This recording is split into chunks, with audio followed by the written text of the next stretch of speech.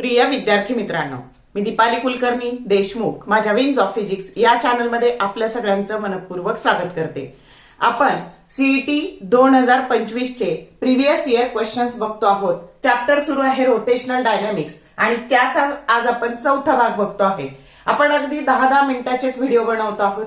तुमच्याकडे वेळ कमी आहे आणि 3-4 प्रश्न सहजासहजी पाहून होतात आणि म्हणून आपण खूप मोठे व्हिडिओ नाही बनवत आहोत, असे छोटे छोटे पार्ट्स बघतो आहोत आणि पीवायक्यू रिपीट होतात आणि कन्सेप्ट रिपीट होतात आणि त्याच्यामुळे तुम्हाला याच्यावरून कल्पना येणार आहे प्रश्न कमी वेळात कसा करायचा आणि त्याच्यातून बऱ्याचशा मी ट्रिक पण सांगणार आहे आणि त्याच्यामुळे सगळे भाग हे काळजीपूर्वक बघा। तर वेळ न घालवता सुरू करूया आपण आजचा पहिला प्रश्न।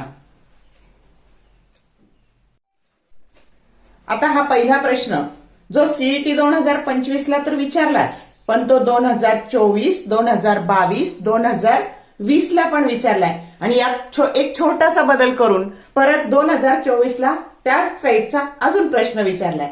त्याच्यामुळे अगदी एका सेकंदात उत्तर देता येतं। त्यामुळे प्रश्न नीट काळजीपूर्वक वाचायचा आणि कोणता शब्द हायलाइट करायचा ते पण मी तुम्हाला इथे सांगते। A thin uniform rod of length capital L and mass capital M is swinging freely about a horizontal axis, passing through its end. Its maximum angular speed is omega. Its center of mass rises to a maximum height of g is acceleration due to gravity. Option A, L square omega square divided by 2g. B, L omega divided by 6g. C, L omega divided by 2g and L square omega square divided by 6g. आता situation लक्षात घ्या की हा horizontal axis आहे आणि ज्याच्यामध्ये मास m आणि length l असलेला रॉड असा फ्रीली रोटेट होतो आहे अबाउट हॉरिझॉन्टल ऍक्सिस। मग दोन केसेस बघा, passing through it's one end असं जर म्हणलं तर हा एका एंड मधून पासून असा रोटेट होतो आणि पासिंग थ्रू सेंटर म्हटलं तर असा रोटेट होतो। आपल्याला ही केस दिलेली आहे आणि मग याचा सेंटर ऑफ मास किती हाईट पर्यंत राईज झालं असेल हे सेंटर ऑफ मास ते आपल्याला काढायचं आहे। मग या केसमध्ये काय करायचं आणि याची मॅक्सिमम अँग्युलर व्हेलॉसिटी ही ओमेगा आहे।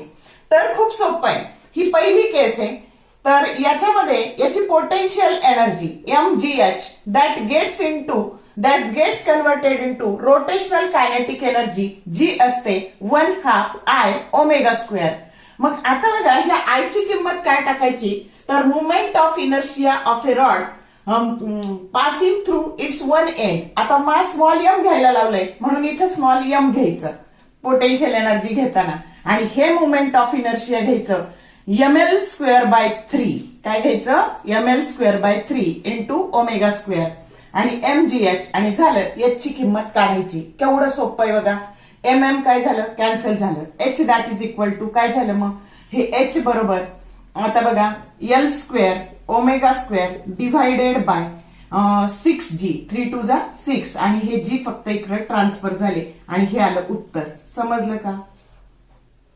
किती वेळा रिपीट झालाय? अगदी फक्त शब्द तिथला वन एंड हे नीट वाचायचं, आलं लक्षात? आणि तुम्ही जर लर्न करून ठेवलं L square omega square by 6g तर एवढं सोडवायची सुद्धा गरज नाही। फक्त इथं मास पाहायचं, कॅपिटल एम दिलंय का स्मॉल एम दिलंय आणि काही दिलं तरी ते कॅन्सल होत आहे। समजलं? तर या पद्धतीने सोडवायचं। आता सेमच टाईपचा प्रश्न आहे जो 2024 ला आलाय, पण मी इथं मुद्दाम घेते आहे कारण तुम्हाला कंपॅरेटिव्ह चार्ट करून हे तुम्ही लर्न केलं तर पटकन तुमचं होऊन जाईल। A thin uniform rod of length capital L and mass capital M is swinging freely along a horizontal axis passing through its center। बघा इथं सेंटर शब्दाखाली अंडरलाईन करा आणि आधीच्या याच्यामध्ये पासिंग थ्रू इट्स एंड इथं अंडरलाईन करा। Its maximum angular speed is omega. Its centre of mass rises to a maximum height of g is gravitational acceleration. 2024 ला एवढूसा बदल करून हा प्रश्न आलेला आहे बघा। तर ऑप्शन ए आहे omega square L square by 12g square, B आहे omega square L square g by 6, C आहे omega square g by 12l square आणि डी आहे omega square L square divided by 24g। तर आता बघा इथे केस अशी आहे, हा रॉड इथं सेंटर मधून पास होतो आहे। मग बदल काय करायचा, मी हे असंच ठेवते, इथे सोडवू आपण याचं। तर काय येईल बघा, तर mgh that is equal to half moment of inertia one end मधून जो रॉडचा ऍक्सिस जातो त्याचं मोमेंट ऑफ इनर्शिया असतं ml²/12. आता इथे मास कॅपिटल एम दिले म्हणून इथे कॅपिटल एम घ्या आणि इकडे ml²/12 घ्या आणि ओमेगा स्क्वेअर एवढाच बदल करायचा. एम काय झालं कॅन्सल झालं आणि एच बरोबर काय झालं L² omega square divided by 24g. समजलं. म्हणजे जर वन एंड आलं का एका सेकंदात उत्तर बाळांनो. प्रश्न नीट वाचायचा. वन एंड असेल तर 6g आणि सेंटर असेल तर 24g. एवढाच बदल करायचा आणि ह्या दोन्ही व्हॅल्यू जर तुम्ही लिहून ठेवल्या आणि हा प्रश्न तुम्हाला पडला तर तुम्हाला एका सेकंदात त्याचं उत्तर देता येईल. एवढं सोडवत बसायची पण गरज नाही, कारण आपल्याला वेळ वाचवणं ही सगळ्यात महत्वाची आपली पहिली प्रायोरिटी आहे. आता हा प्रश्न बघा, सीईटी 2023, 2024, 2025 ला विचारलाय. 7 identical discs are arranged in a hexagonal plane pattern so as to touch each neighbor disc as shown in the figure. Each disc has mass capital M and radius capital R. The moment of inertia of the system of 7 discs about an axis passing through the center of the central disc and normal to the plane of all discs is option A 7/2 mr², B 13/2 mr², C 29/2 mr² and D 55/2 mr². आता सगळ्यात आधी body पाहायची कोणती आहे. Body आहे disk आहे. मग आता याचं टोटल असा ऍक्सिस की जो त्याच्या सेंटर मधून पास होतो आणि त्याच्या प्लेनला परपेंडिक्युलर असतो. म्हणजे हे जरी असं दिसत असलं तर हे अशा पद्धतीने धरलेलं आहे. मग आता आपल्याला ह्या टोटल सिस्टीमचा मोमेंट ऑफ इनर्शिया काढायचा आहे. तर आता बघा याच्यात तुम्हाला disc, ring, solid sphere, hollow sphere अशी काही पण बॉडी विचारू शकतील. एक तुम्हाला काढता आलं की थोडासा बदल करून बाकीच्या बॉडींचं पण काढता येतं. मग आपण आधी याला नंबर देऊ. ही पहिली डिस्क, ही दुसरी, ही तिसरी, ही चौथी, ही पाचवी, ही सहावी आणि ही सातवी. तर आता पहिल्या डिस्कचं आय टोटल घेऊ आपण, टोटल मोमेंट ऑफ इनर्शिया. तर ह्या पहिल्या डिस्कला तो ऍक्सिस त्याच्या सेंटर मधून पास होतो आणि त्याच्याबद्दलचं मोमेंट ऑफ इनर्शिया असतं mr²/2. आलं लक्षात.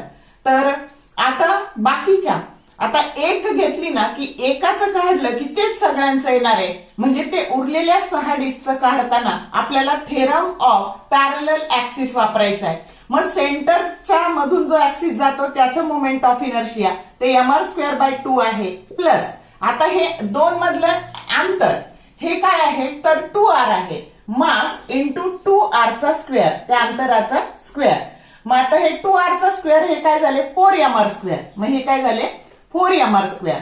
आणि आता याचा जर एलसीएम काढला तर हा आला बघा आपला 4×2 आणि 8 म्हणजे हे झाले mr²/2 6 इंटू 9mr².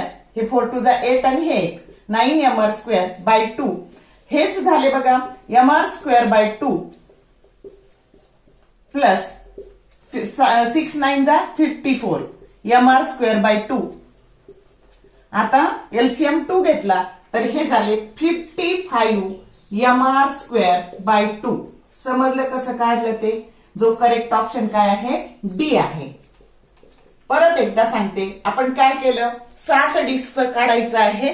तो सेंटर मधून पास होतो आहे आणि मग पहिल्या डिस्कचं mr²/2 कारण डिस्कच्या सेंटर मधून जाणारा ऍक्सिस आणि त्याच्या प्लेनला परपेंडिक्युलर असणाऱ्या ऍक्सिसचं मोमेंट ऑफ इनर्शिया असतं mr²/2. आणि आता याचं एकाचं काढायचं त्याची 6 पट म्हणजे 6 टाइम्स करायचं. मग आता थेरम ऑफ काय वापरायचा पॅरलल ऍक्सिस वापरायचा. हे घेतलं आणि त्याच्यात दोन याच्यामधलं अंतर, दोन पॅरलल ऍक्सिस मधलं अंतर ते 2r आहे. मास आणि 2r चा स्क्वेअर म्हणजे 4r² केलं आणि मग हे मॅथमॅटिकल कॅल्क्युलेशन केलं तर आपल्याला उत्तर हे मिळालं. समजलं का. आता सेम प्रश्न मी इथे घेते आहे जो 25 ला नाही पण 24 ला आलेला आहे आणि कुठल्या ना कुठल्या बॅचला हा रिपीट होणार आहे. म्हणून इथं तुम्हाला फक्त कल्पना यावी की काय बदल करायचा आणि कसं सोडवायचं म्हणून हा प्रश्न घेते आहे. 7 identical solid spheres each of mass capital M and radius capital R are arranged as shown. The moment of inertia of the system about the axis passing through the center of the sphere O and perpendicular to its plane is option A 29 by 2 mr square, B 55 by 2 mr square, C 122 by 5 mr square and D 134 by 5 mr square. आता बदल फक्त काय झालाय तर हे disk ऐवजी हे solid sphere आहे, पद्धत तीच. मग आता ह्या सॉलिड स्पियरच्या तुमच्या जो डायमीटरला कोइन्साइड होणारा ऍक्सिस आहे त्याच्याबद्दलचं मुवमेंट ऑफ इनर्शिया असतं 2/5 mr स्क्वेअर.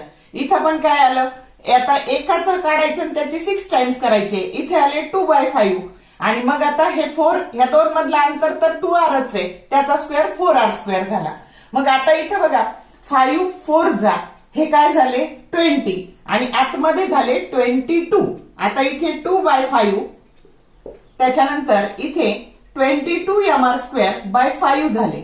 मग आता याची जर आपण मल्टिप्लिकेशन केलं तर हे 22 इंटू 6 तर ते येतं बघा, हे आले 2/5 mr स्क्वेअर आणि हे आले 132 mr स्क्वेअर बाय 5 आणि ऍडिशन केली तर उत्तर आलं तुमचं 134 बाय 5 mr स्क्वेअर, की जो करेक्ट ऑप्शन काय आहे डी आहे. समजलं का? तर या पद्धतीने तुम्हाला छोटासा बदल करावा लागतो म्हणजे बॉडी नीट पाहिजे. तुम्हाला रिंग आणि हॉलो स्पियरचं सुद्धा येऊ शकतं. त्याच्या अशा 4 व्हॅल्यू तुम्ही काढून ठेवा की 7 डिस्क आल्या किंवा 7 सॉलिड स्पियर आले किंवा 7 हॉलो स्पियर आले किंवा 7 रिंग दिल्या तर कसं मोमेंट ऑफ इनर्शिया काढायचं. 2 तर तुम्हाला इथं मिळालेले आहेत. आलं लक्षात? तर अनुक्रमे एक पहिलं रिंगचं आणि दुसरं हॉलो स्पियरचं तुम्ही काढून मला कमेंट बॉक्समध्ये टाका. आलं का लक्षात? आणि 4 याचा असा चार्ट करून ठेवा म्हणजे तुमचा वेळ वाचेल. समजलं का? हा प्रश्न सीईटी 2024 आणि 2025 ला विचारलाय बघा. तर an inclined plane makes an angle 30 degree with the horizontal. A solid sphere rolling down an inclined plane from rest without slipping has linear acceleration g, that is acceleration due to gravity, and sin 30 that is equal to 0.5. Option A 5g by 7, B 5g by 14, C 2g by 3 and D g by 3.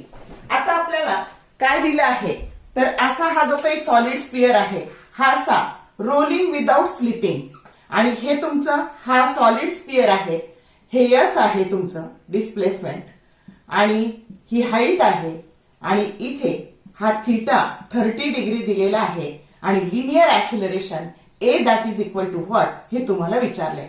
मग ए चा formula काय असतो तर a असतं g sine theta divided by 1 plus K square by R square. आता solid sphere साठी के square by R square हा 2/5 असतो. तर बघा आणि साइन थिटा तुम्हाला 0.5 दिलंय पण ते कधीच सीईटीला 0.5 नाही घ्यायचं, ते 1/2 घ्यायचं. मग आता बघा ए जी इंटू 1/2 म्हणजे g/2 झालं. त्यानंतर 1 प्लस 2/5 म्हणजे हे काय झालं मग a that is equal to g/2 divided by 7/5. बघा हे 5 7/5 न्यूमरेटर डिनॉमिनेटरचा डिनॉमिनेटर ऑलवेज न्यूमरेटर म्हणजे 5g बाय हे 7 2 जा हे झाले 40 की जो करेक्ट ऑप्शन तुमचा काय आहे बी आहे. बघा 2024 ला आणि 2025 ला विचारलाय आणि जर असं आलं तर जर तुमची प्रॅक्टिस असेल तर तुम्हाला 1 सेकंदात उत्तर लिहिता येणार आहे 5g बाय 14. अंडरस्टूड?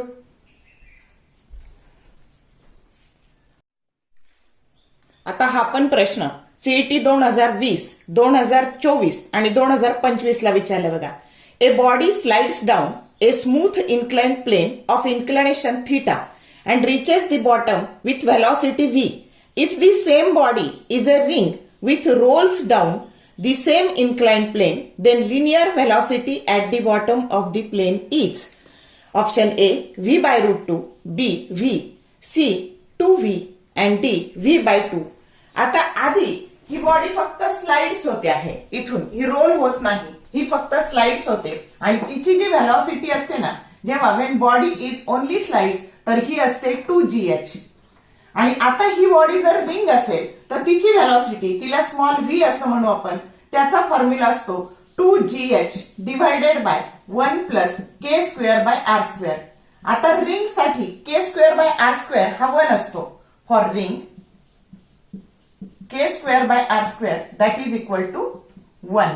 हे नीट लक्षात ठेवा. सगळे k square by R square, 4च बॉडींचे लक्षात ठेवायचे तुम्हाला. रिंगचा 1, डिस्कचा 1/2, सॉलिड स्पिअरचा 2/5 आणि हॉलो स्पिअरचा 2/3. हे सगळे k square by R square तुमच्या टेक्स्ट बुक मध्ये दिलेले आहेत, ते नीट लक्षात ठेवा. मग आता इथं 1 प्लस 1 झाले तर हे 2gh डिव्हायडेड बाय 2. मग आता बघा इथे हे 1 प्लस 1 2. तर आता ह्या 2gh ची किंमत काय टाकायची, तर ती टाकायची v. मग अंडर रूट ऑफ, याला आपण असं लिहू शकतो, under root of 2gh by under root of 2. आणि याची किंमत v टाकली तर v बाय रूट 2, की जो करेक्ट ऑप्शन काय आहे, ए आहे. समजलं. हा पण खूप वेळा रिपीट झालेला प्रश्न आहे आणि त्यामुळे सोपं आहे. दुसरी जी बॉडी देतील, मग कदाचित रिंग देतील, डिस्क देतील, सॉलिड स्पेअर देतील, हॉलो स्पेअर देतील, त्याप्रमाणे ही व्हॅल्यू बदलेल. आणि के स्क्वेअर बाय आर स्क्वेअर बदलला की इथली व्हॅल्यू बदलेल. पण तुम्हाला रिंग साठी विचारलंय रिपीट वेळा, मी रिंग साठी सोडून दाखवले. प्रश्न असेच असतात, कन्सेप्ट त्याच असतात, फक्त थोडाफार प्रश्नामध्ये बदल केलेला असतो. तो काय बदल केला हे आपल्याला समजायला हवं. तर बघा असा छोटासा मी हा चौथा पार्ट बनवलेला आहे की जो खूप उपयुक्त आहे. हे म्हणजे तुमचा वेळ वाचवणारा आहे. एक चार्ट करा जे आजच्या याच्यात केलंय आणि ते ट्रिकनी लक्षात ठेवा उत्तरं, म्हणजे तुमचा परीक्षेत वेळ वाचणार आहे. जर व्हिडिओ आवडला लाईक करा, शेअर करा, कमेंट टाकायला कंजूसी करू नका. All the best for your study and thank you for watching this whole video.